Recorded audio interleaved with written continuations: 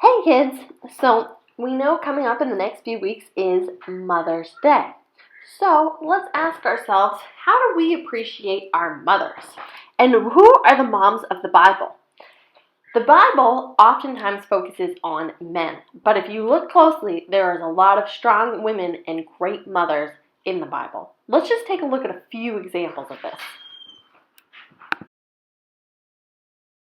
Our first example of great mothers comes from the book of Exodus, when Moses delivers the Hebrew people, out of slavery from the Egyptians. The way this story starts is that the Pharaoh, the king of the Egyptians, is afraid that the Hebrew slaves will become too numerous, there will be too many of them, and they will rise up and overthrow the Egyptians. So he orders that all Hebrew children under the age of 2 be killed. So the Egyptian soldiers go out to kill these babies, and mothers are trying to hide their children or run away, but they can't escape. Well, Moses' mother, Yocheved, she has other plans. She takes her baby Moses and she puts him in a basket and she sends him down a river on a prayer that he will hopefully be found by somebody and have a better life.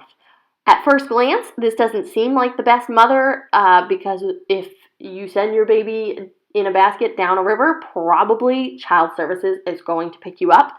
But at the time, this was the only way for her baby to have a surviving chance.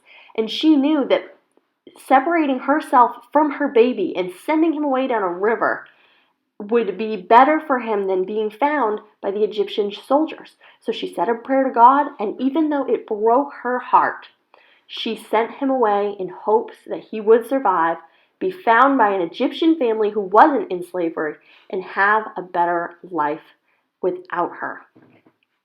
And it takes dedication and a really strong, loving mother to be able to part ways with your child the way that she did with Moses. And if she hadn't have done that, Moses would not have been able to lead the people out of slavery later on. Our next example is in the book of Kings, where King Solomon is talked about as a very wise king. And there's some stories to show how wise he is. And this is one of the stories. 2 women come to him with a baby. They both claim to be the mother, but of course only one of them is the mother.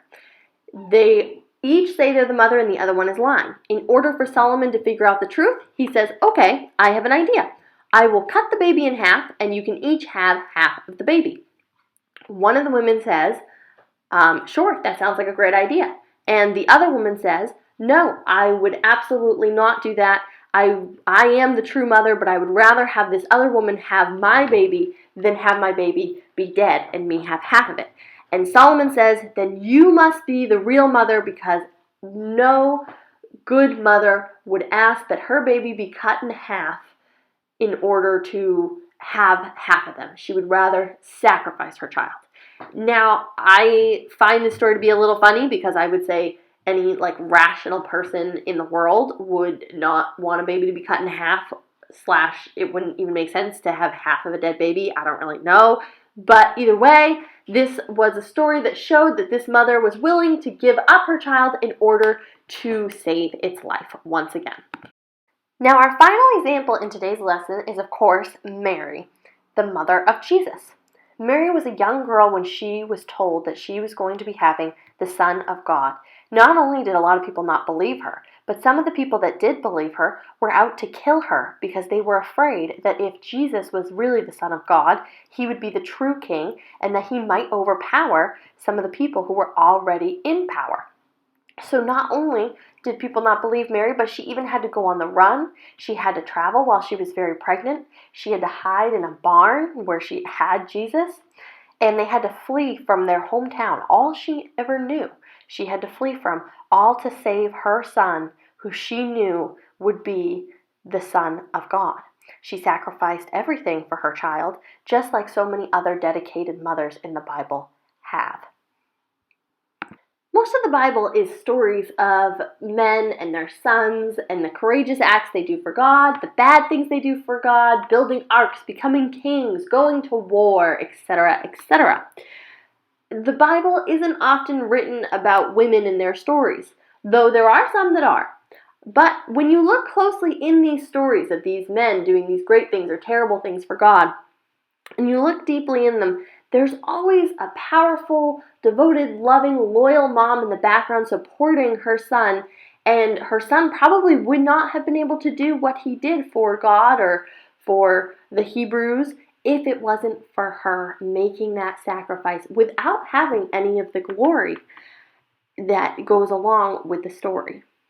And so the examples that I showed you today, it's just a few, but there are so many amazing mothers in the Bible that you can find if you just look a little deeper into the story. Now, maybe your mom isn't running from the Roman Empire and giving birth to you in a barn in order to save your life. But even if your mother is packing lunches for you every single day or sending you down a river in a basket in hopes that you'll survive, moms are silent heroes that do so much for us, whether it's supporting us, loving us, cooking for us, cleaning for us, scheduling appointments for us, thinking about us, praying for us. Moms do so much, and they oftentimes are not appreciated for all that they do. But the thing is, they're so great that they're happy to do it even if we thank them or not, because they just love us that much. So Mother's Day is coming up around the corner here in about a week and a half. So let's honor our mothers and show them how much we really do appreciate them, since they so often go unnoticed. Now, of course, we can't take our moms out to lunch right now or maybe get them like some fancy bouquet from Skillins or whatever you were planning on doing, but we can still show them how much we love them. In a next video that I will be presenting, I am going to show you some ways that you can really show your mom appreciation and give her gifts right from home and do a stay-at-home Mother's Day celebration. So be looking out for that video coming up, and remember to appreciate your mom.